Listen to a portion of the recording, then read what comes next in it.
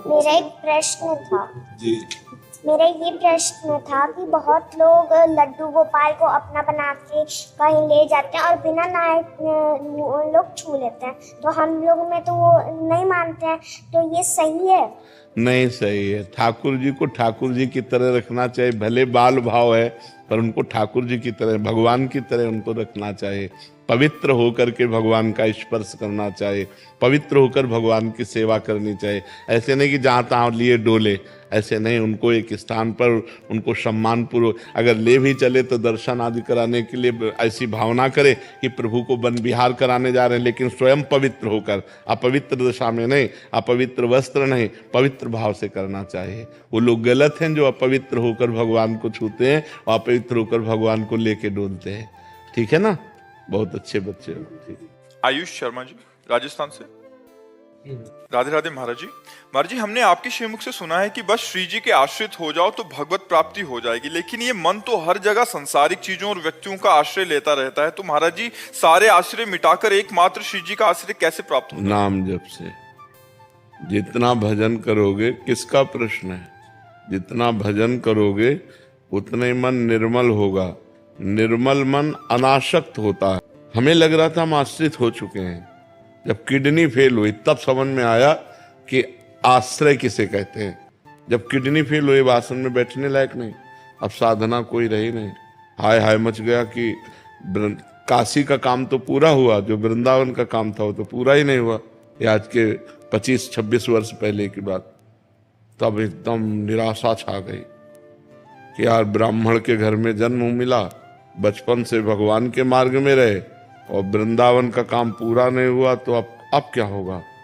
तब रोना आया एकांत में। ऐसा थोड़ी थोड़ी देर में बस रोना आ जाता कि प्रभु अब तो कोई साधना नहीं, प्रभु अब तो मैं किसी काबिल नहीं रह गया। वह उसी समय अहंकार सरक के भगवान की शरण में हो गया। बस फिर उसी दिन से आनंद ही आनंद, आनंद ही, क्योंकि अहंकार करता था ना, मानते थे कि हम साधना, पर वो साधना का अहंकार था।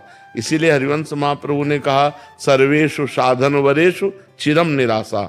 श्रेष्ठ श्रेष्ठ साधना का भी अहंकार नहीं होना चाहिए, नहीं तो भगवत प्राप्ति में बाधा हो जाएगी। वो भगवत प्राप्ति की योग्यता खो देता है। ये तब समझ में आया जब किडनी फेल हुई। परिस्थिति तो ये या तो भगवान परिस्थिति पैदा कर दे और या तो विचार के द्वारा। तो जब ये विचार काम करने लगे तो भगवान का आश्रय कि यार कोई भरोसा नहीं, घर से निकल रहे लौट के आएंगे कि नहीं, कोई भरोसा नहीं भोजन बन के आ रहा खा पाएंगे कि नहीं, बड़ा भयावह संसार है। तो हे हरि, मैं आपके शरण में हूं, आप ही बचा सकते हो। ई परलोक सकल सुख पावत, मेरी सो भैया कृष्ण गुण संचु। इस लोक और परलोक में समस्त सुखों को वही पा सकता है जो भगवान के आश्रित है। तो हम जो उपाय करते हैं वो सुख भोगने के लिए करते हैं, लेकिन कहाँ? दुखालय में। दुखालय में सुख भोगने के लिए कर रहे हैं। अगर हमारी बुद्धि काम कर जाए और सुख भोगने के लिए भगवान का आश्रय ले लें तो बढ़िया बात बन जाए। देखो, वही भोजन जो हम पाते हैं हमारी बुद्धि को मलिन करके माया में लगाता है, और वही भोजन जब हम भगवान को अर्पित कर देते हैं तो प्रसाद बन जाता है, हमारी बुद्धि को शुद्ध करके भगवान में लगाता है। भोजन वही है, लेकिन उसको भगवान से जोड़ दिया तो प्रसाद हो गया। प्रसादे सर्व दुखानाम हानिरस्योपजायते, समस्त दुखों का नाश करके सुख प्रदान करता है। ऐसे ही हम हर संसार की वस्तु, व्यक्ति जो हमारे हिस्से में आई है वो सब भगवान को अर्पित